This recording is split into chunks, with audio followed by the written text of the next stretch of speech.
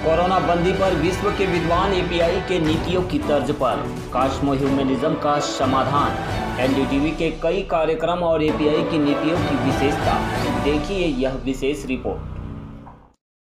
API के राष्ट्रीय अध्यक्ष, अनेक अंगों मग्गों अर्थात कास्मो ह्यूमनिज्म के संशोधक व प्रवर्तक, देश के आज के समय के सबसे ज्यादा अध्ययनरत व दूरदृष्टि वाले नेता धीमान विजय मानकर साहब पिछले 15 दिनों से देशवासियों को कोरोना संबंधी विभिन्न समाधान व मोदी सरकार की अवैज्ञानिक व अमानवीय नीतियों पर कई पोस्ट और वीडियो के माध्यम से अग्रणीय तौर पर हमें बता रहे हैं। इसके दो असर स्पष्ट तौर पर इस समय हमें देखने मिल रहे हैं। एक, सोनिया गांधी कांग्रेस पार्टी और कम्युनिस्ट पार्टियां उनके ही द्वारा बताए कई समाधानों पर बाद में बोल रहे हैं। इस संबंध में हमारी एक अलग रिपोर्ट आप जरूर देखें। दूसरा, धीमान विजय मानकर साहब, जो कि एक विज्ञानवादी एवं मानवतावादी नेतृत्व है, उनके ज्ञान व विज्ञान व अनेक समाधानों की वैश्विक समझ इसी बात से प्रमाणित हो रही है कि जो आर्थिक व सामाजिक समाधान उन्होंने 24 मार्च के बाद इस विषय में बताना शुरू किए, अब दुनिया के कई विद्वान भी वही बात बोल रहे हैं। विदित हो कि 1,70,000 करोड़ के पैकेज के पहले ही विजय मानकर जी ने यह बात स्पष्ट की थी। पहला, 2-4 हज़ार रुपया हर नागरिक के अकाउंट में सीधे ट्रांसफर किया जाए, विशेषतः जिनकी सरकारी या किसी कानून में बाध्य आय नहीं है, या 26 करोड़ भारत के परिवारों के एक व्यक्ति के अकाउंट में 4-5 हज़ार रुपया डाला जाए। दूसरा, भारत के हर जरूरतमंद को बगैर राशन कार्ड देखे एक फार्म भरवाकर इलेक्शन की स्याही लगाकर 1 या 2 रुपये किलो में चावल, गेहूं, दाल, तेल इत्यादि जीवन आवश्यक चीजें 2-3 महीनों के लिए दे दी जाए। तीसरा, स्वास्थ्य में जरूरी सेवाओं से जुड़े लोगों के लिए प्रोत्साहन राशि एवं इंश्योरेंस किया जाए एवं सार्वजनिक स्वास्थ्य सेवाओं पब्लिक हेल्थ केयर को विशेष पैकेज से तत्काल मजबूत करने की शुरुआत हो। चौथा, माइक्रो, स्मॉल एवं मीडियम अर्थात छोटे बड़े उद्योग के लिए अलग से पैकेज बनाया जाए। अंततः बड़े उद्योगों के लिए भी अलग से पैकेज दिया जाए। उपरोक्त सभी क्षेत्रों में यदि केंद्र सरकार आर्थिक पैकेज बनाती है और राज्य सरकारों के साथ मिलकर इसका आर्थिक वहन करती है तो जीडीपी का 4 से 5% अर्थात 8 से 10 लाख करोड़ रुपए में ये सारा समाधान निकल सकता है। इसमें का आंशिक पैसा सरकार 10 लाख से ज़्यादा आय कमाने वाले लोगों पर 1 से 2% कोरोना टैक्स लगाकर बाद में रिकवर कर सकती है। ऐसा टैक्स बड़ी संपत्तियों पर और धार्मिक संस्थाओं के संपत्तियों पर भी लगाकर सरकार इसे काफ़ी हद तक रिकवर कर सकती है। इसका यह परिणाम होगा कि जहां कोरोना की महामारी से स्वास्थ्य सेवाओं के व्यवस्था को सबल कर हम ज़्यादा अच्छी तरह से अपने आप को विजयी बना पाएंगे, वही कोरोना बंदी की आर्थिक व सामाजिक मार से गरीब, श्रमिक, स्वयं रोजगार, बेरोजगार और छोटे बड़े उद्योग करने वाले लोग इसके शिकार नहीं होंगे और उनकी वार्षिक आय व संपत्ति में भारी नुकसान नहीं होगा। इन नीतियों से विज्ञान और विश्वव्यापी ज्ञान के समाधानों से एक तरफ कोरोना की महामारी भी कमजोर हो जाएगी और दूसरी ओर सार्वजनिक हित भी साध्य होगा, गरीबी और विषमता भी नहीं बढ़ेगी। कास्मो ह्यूमनिज्म, विज्ञान व अनेक समाधान की इन नीतियों से परोक्ष अपरोक्ष तौर पर अब कई वैश्विक व्यक्तित्व भी सहमत नजर आ रहे हैं। ऐसा ही कल 3 अप्रैल को एनडीटीवी के चीफ एडिटर प्रणब राय जी ने एक काबिले तारीफ 1.5 घंटे का कार्यक्रम चलाया, जिसमें नोबेल लॉरेट बनर्जी व ड्यूफ्लो अमर्त्य सेन ने अपने विचार विशिष्ट तौर पर साझा किए। वहीं भारत के पूर्व इकोनॉमिक एडवाइजर अरविंद सुब्रमण्यम, आर्थिक विशेषज्ञ कौशिक बसु और समीर घरडे इत्यादि ने भी अपने विचार साझा किए। उनके मतों से भी भारत को 8 से 10 लाख करोड़ अर्थात जीडीपी का 4 से 5% कोरोना की समस्या के लिए खर्च करना चाहिए। अमीर और सरकारी कर्मचारियों को छोड़कर बाकी सबके अकाउंट में डायरेक्ट पैसा जमा करना चाहिए। कई लोगों को अनाज व अन्य जीवन जीने की आवश्यक खाद्य सामग्री मुफ्त या कम दरों पर देना चाहिए। सार्वजनिक स्वास्थ्य व्यवस्था को अब से आगे मजबूत बनाने का कार्य करना चाहिए। उसके बाद छोटे बड़े उद्योगों को विशेष आर्थिक पैकेज की मदद करना चाहिए, जिसमें रोजगार व आर्थिक वृद्धि सुनिश्चित हो सके। अंततः केंद्र को राज्यों की आर्थिक मदद करना चाहिए और 1 साल के लिए फिस्कल डेफिसिट के टारगेट को रिलैक्स कर देना चाहिए। For what happens after the lockdown, what are the steps that India should take now? Yeah, right. Firstly, I think, Prannoy, just kind of, it's important the words that we use. I don't think we should be talking about stimulus at this stage. This is not remember, this is an unusual thing. It's not that, economy is down, we want to bring it back up, because by definition, we can't bring it back up. So I think that's not, and I'll come to that in just a second. First of all, I think you're absolutely right. I think the government has taken some very important first steps, both on the medical and the health side, but also on the the economy. So just work through it step by step, I would say. I broadly agree that we should probably be spending somewhere between 4 to 5% of GDP, compared to the US's 10%. And I think today, so far, the first package, at least by the government, was closer to 1% of GDP. And so I think there's more we could do. Now, the two, I think, big things in terms of what we need to do is whatever it's going to take on the health side, whether it's free testing, buying these things, vaccines, I think there should be no resource constraint on that. So that those expenditures should go up. The second, I think, is what we call the cushioning, the insurance of the vulnerable. That should also, I think, probably be ramped up. I think what the government has done so far is very sensible, in the sense that social insurance cushioning, it's basically used the existing social safety net, for example, the PDS and the cash transfers to do this. But I think here is a situation where one should err on the side of generosity, whether it's in terms of how many people are covered, how much is given, for how long it's given. I think we should be much more generous. Just to give you one example, I don't think at this stage we should obsess with targeting, finding the poorest. All these Jan Dhan accounts are there, the JAM accounts are there, infrastructure is there. I think we should just be pushing money into all these bank accounts. If some quote unquote less vulnerable people also get it, I think that's worth paying the price. Because if we say, only those with BPL or Aadhaar or whatever get it, we're going to miss out on a lot of deserving people. So I think we should, do that one. That's one principle. Second, I think it's kind of relates to Professor Sen's about the cooperative part. We forget that a lot of the action, the response is coming from the states. Right. So I think the states should have the freedom and the resources to spend more. So one immediate thing that I would think of doing is that, remember, the states are also under this, fiscal responsibility legislation.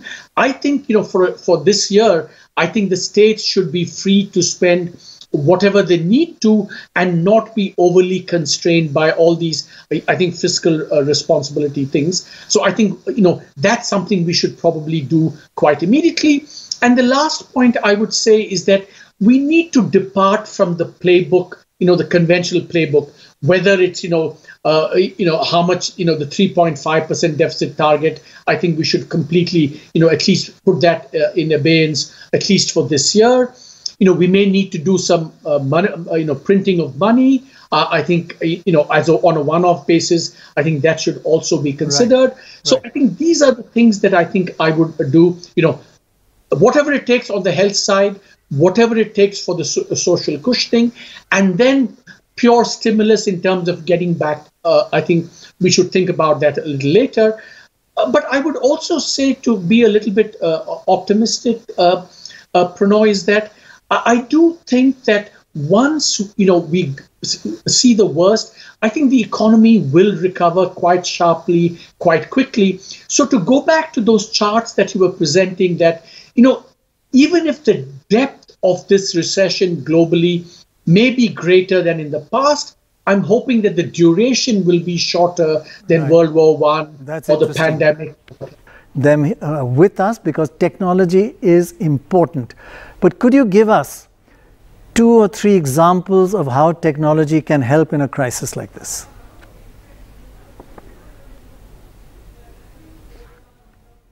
Yeah, and thanks, Dr. Roy, for giving us this opportunity to talk. But in most other crises like this, or even if you had floods, for example, or you had SARS, like you mentioned, I think some of these things were limited to a particular region, right? It was never the kind of scale that we are seeing on this pandemic, which is like global in nature, right? 190 countries. So, typical business continuity plans are based on a premise that, you'll have one city or one state or one country impacted, but you could move your business to be handled from another country, another city, or another state.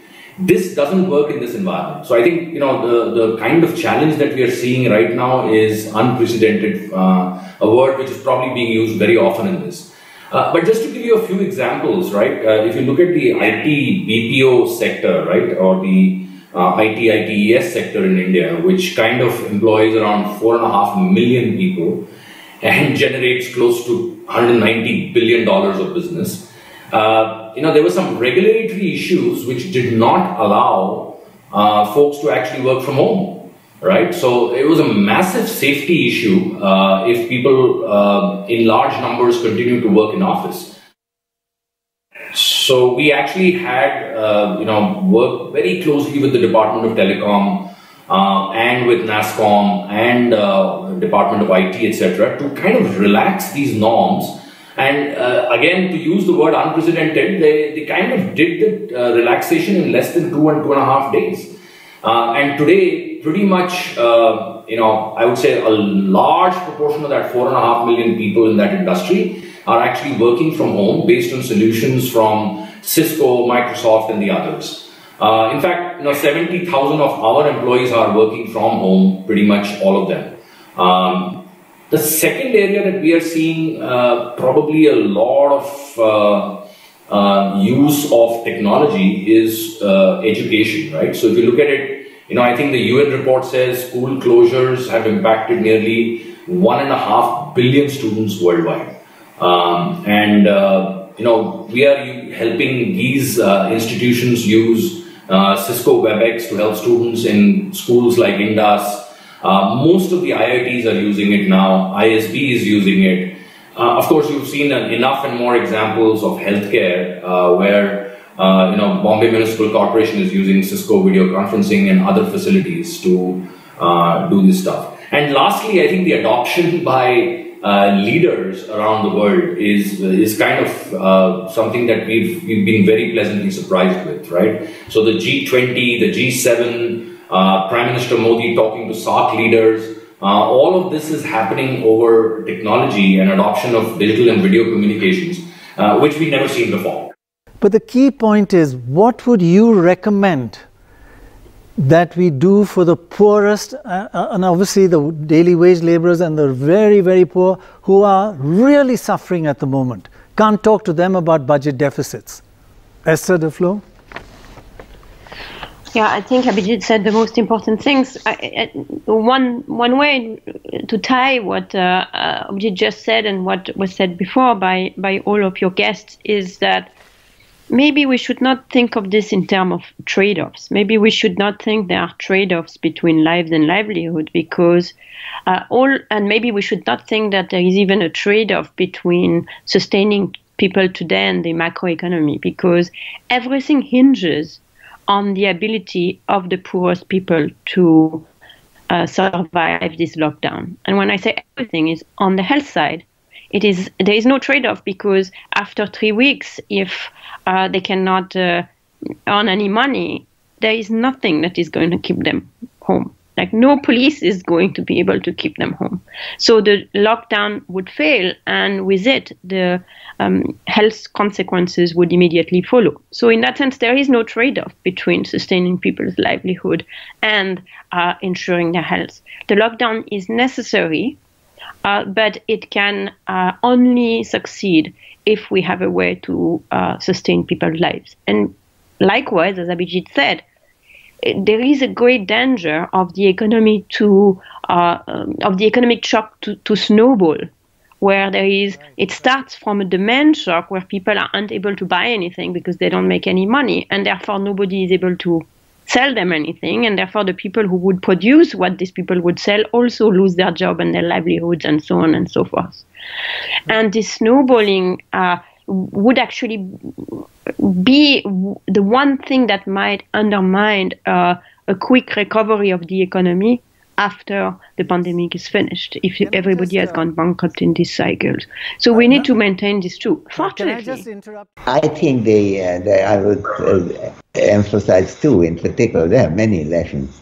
I'm not that worried about the economy bumping back. The economy will be very badly affected, partly because of the lockdown itself, but the Indian economy is quite resilient, and it will come back. We have an eager labor force. We have good entrepreneurs, so that will come back. I think the problems are, one, the complete neglect of health care, which has predated the present government, but it's certainly gotten worse under the present government. So I think we need to spend much more on health care, and particularly primary health care. Not when you have special illnesses, go to a hospital, perhaps a private hospital, and government will meet the bill. I think what we need is an infrastructure of primary health care. India doesn't have it.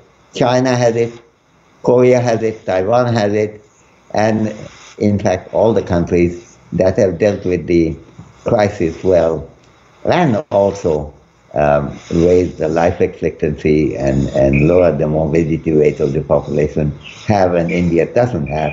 It's a perennial neglect which has to be remedied. I think same could be said to some extent about education, though there is more happening. There's more reliance on private education in India than is justified. I think we need much more public schooling in a way that every country, from the United States to Russia, no matter where you stand politically, has done, and not to mention Europe. And that's to be done. I think these two, but basically also this idea that a lot of crisis is not a war. They are reasons for a cooperative solution.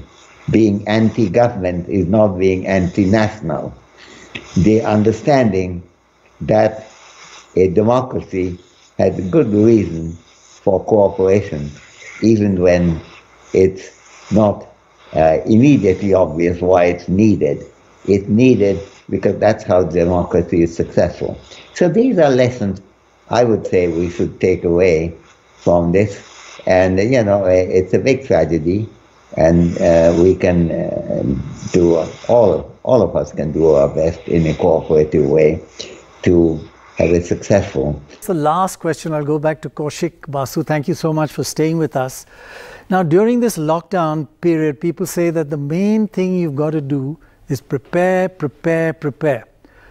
So are there any specific thoughts you may have, and what measures that one should take the minute the lockdown period goes away, which is not too far now? Yes, actually, I have several suggestions, and I've been going back and forth with friends and economists around the world. I've just been corresponding with economists in Israel, and I do have suggestions actually on these. Number one, on which steps are already being taken, but I have a fine-tuning idea. Reaching cash to the poor, to the masses, is important, but it may not be enough. And we know this from historical examples like the Bengal famine. If you give cash to the poor, and if food goes in short supply, they will be outcompeted because food prices will rise to the point where the poor are unable to buy. So this is a time where there has to be a lot of emphasis on direct support. Provide food to the poor directly. Provide health services to the poor directly. And I have been among economists relatively conservative on this historically, that generally it's better to give cash. But in times of crisis like this, the support has to be direct, and you have to reach it to the doorstep. And India is in many ways sophisticated enough in crisis that we can do a minimal amount of that. Number two, can I go through? I've got three suggestions actually. Number two, the transport lockdown, and this kind of a lockdown actually maybe to start with the right thing to do, and India has started early. But 3 weeks down the road, we have to begin to move. You have to have minimal amount of people moving by trains and planes, and we have to have intelligent rules, and we can think of novel rules. Allow airlines to fly, but have a rule saying that no plane can be more than 25% full or half full. Every second seat has to be empty. These kinds of simple rules will bring down the risk of a transmission in the plane hugely. At the same time, not lock down the economy totally. People will begin to move, goods will begin to move, small businesses will start up. And similarly for trains, you have to allow this to move, because otherwise 2-3 weeks down the road, we will feel supply chains breaking down, shortages emerging. Number 3, employment is a very big concern. You know, the US Fed has done, one of the branches of the Fed, I think it's a St. Louis branch, has done a study now predicting that in this quarter, unemployment will go to over 30%. 32% is the estimate. If unemployment goes up, and actually, why did I put in the if? Unemployment is going to go up everywhere. You have to, again, have innovative ways of managing this so that small businesses don't go out of control. And we have actually good examples coming out from Denmark and from Britain, United Kingdom. And in the United Kingdom right now, the Chancellor is an Indian, Rishi Sunak. Steps that they have taken is government stepping in to tell firms that we will provide a part of the salary of your workers, don't lay them off. So a part of the salary is being dished out by the government, and the fiscal deficit is therefore widening at this time, but employment remains more or less intact, and it's not just a dole being given out to people. These are the kinds of, these 3 are just examples of innovative ways in which we have to think, and at the end of now, barely 2 weeks, less than that, we have to start on these immediately. उपरोक्त विशेषज्ञों के सारे ही मत API के राष्ट्रीय अध्यक्ष कास्मो humanist Dhiman विजय मानकर साहब से 100% मेल खाते हैं। इसी से उनकी प्रखंड पढ़ाई, दूरदृष्टि और मानवता की सोच प्रस्थापित होती है। देश के प्रधानमंत्री रात को 8 बजे आकर क्राइसिस में देश के लोगों को डरा देते हैं, 2-3 घंटे का टाइम देते हैं और उससे और ज़्यादा अफरा तफरी मस्ती है। इस तरह की परिस्थितियां निर्माण हुई और उसके वजह से आज हम देख रहे हैं कि हर भारतीय को 336 रुपए का लॉस हो रहा है। पूरे देश को लगभग 8.5 से 9 लाख करोड़ का नुकसान होगा यदि ये पूरा लॉकडाउन चला और ये जो पैकेज डिक्लेयर किया वो फिस्कल डेफिसिट 4.7% होगा। जो बैंक के एसेट्स है उसका 10% जो है नॉन परफॉर्मिंग एसेट्स होंगे, इसकी भरपाई कौन करेगा? ये जो 1,70,000 करोड़ का जो पैकेज मोदी गवर्नमेंट ने दिया उसमें बहुत सारी ऐसी चीजें जो नई हैं, जैसे एम्प्लॉयज प्रोविडेंट फंड से कर्मचारी 75% अपना एडवांस ले सकते हो, तो कर्मचारियों का पैसा है, वो कोई सरकार ने पैसा नहीं दिया। पहले 30-40% वो निकाल सकते थे एडवांस, अभी 75% किया। इसके साथ मनरेगा की जो रोजगार बढ़ाए हैं वो तो उस पर डिपेंड करेगा, मनरेगा का काम जब होगा गांव में तब वो रोजगार मिलेगा, आज तो उसका फायदा नहीं होगा और वैसे भी 6-6 महीने तक जो है मनरेगा का रोजगार नहीं मिलता है। इसके बाद में जो स्टेट के अंदर में जो फंड पड़ा है कंस्ट्रक्शन वर्कर का, उसको यूज करने की बात की, वो भी भारत सरकार ने कोई एडिशनल पैसा तो जो है अपनी तरफ से दिया नहीं है। जो 80 करोड़ लोगों को गेहूं चावल दाल देने की बात की है, तो पीडीएस ऑलरेडी देश में चलता है, बहुत सारे करोड़ों लोग पीडीएस में पहले ही पैसा मिलता है, अनाज लेते हैं, अब कुछ लोगों को और मिलेगा। तो ये 1,70,000 करोड़ का ये पैकेज नहीं है। और हम देख रहे हैं जहां दुनिया के देश 2% जीडीपी से लेकर 15% जीडीपी का जो है वो देने के लिए राजी हो गए हैं। अमेरिका जैसे देश ने $3,000 तक के जो है उनके अकाउंट्स में पैसा डाला। जापान की सरकार ने 12,000 येन तक जो है वो नागरिकों को पैसा दिया। ऑस्ट्रेलिया में लो इनकम ग्रुप्स में $750 जो है वो नागरिकों को दिए। वहीं मोदी सरकार जो है ये क्राइसिस लाकर, और यहाँ प्रधानमंत्री डायरेक्टली रिस्पॉन्सिबल थे क्योंकि डिजास्टर मैनेजमेंट एक्ट 2005 के तहत जो नेशनल डिजास्टर मैनेजमेंट अथॉरिटी उसकी चेयरपर्सन स्वयं प्रधानमंत्री है और 9 लोग उसके अंदर हैं। फिर union home secretary national executive committee के जो है वो चेयरपर्सन है। इसके साथ में जो है होम सेक्रेटरी है, हेल्थ सेक्रेटरी है, हेल्थ मिनिस्टर है। ये तमाम लोगों की डायरेक्ट रिस्पॉन्सिबिलिटी थी कि जो कदम उनको जनवरी-फरवरी से लेने चाहिए थे वो कदम उन्होंने ना लेते हुए acts of commission and acts of omission दोनों कर जो है भारत को इस परिस्थिति में लाया कि आज देश के ये तमाम लोगों का इतने बड़े पैमाने पर नुकसान हुआ है और उसमें हर भारतीय को ये फेस करना पड़ रहा है। और हमने देखा कि हमारे प्रधानमंत्री इस तरह के गलत निर्णय करते रहे हैं। नोटबंदी के समय हमने देखा, गलत जीएसटी के संबंध में देखा, हमने फिर एनपीआर सीए के समय में ये तमाम चीज़ों को देखा। तो हमारे देश के प्रधानमंत्री जो है विज्ञान को ध्यान में रख के, नीतियों को ध्यान में रख के, संविधान और मानव अधिकारों को ध्यान में रखकर जो है वो निर्णय नहीं लेते हैं, उसके वो आदी नहीं है, हम ये जानते हैं। लेकिन यहाँ उनकी डायरेक्ट रिस्पॉन्सिबिलिटी थी कि वो इस डिजास्टर को रोकने के लिए कदम जनवरी से लेते, तो जो उन्होंने नहीं लिए, ये एक बड़ा सीरियस मुद्दा है। अब इसकी भरपाई देश में कौन करेगा, ये एक बड़ा महत्वपूर्ण सवाल है जो मैं समझता हूँ कि देश के अंदर आया हुआ है और इसका जवाब जो है बीजेपी की सरकार को देना पड़ेगा। Ambedkarite party of India in सब चीज़ों की तरफ बड़े बारकाई से ध्यान रखकर है और सही समय आने पर जो है इस पर सही कदम उठाएगी और आगे की इन्फॉर्मेशन आपसे हम तब शेयर करेंगे। आज मैं समझता हूँ कि इतना ही कहना जो है वो उचित है।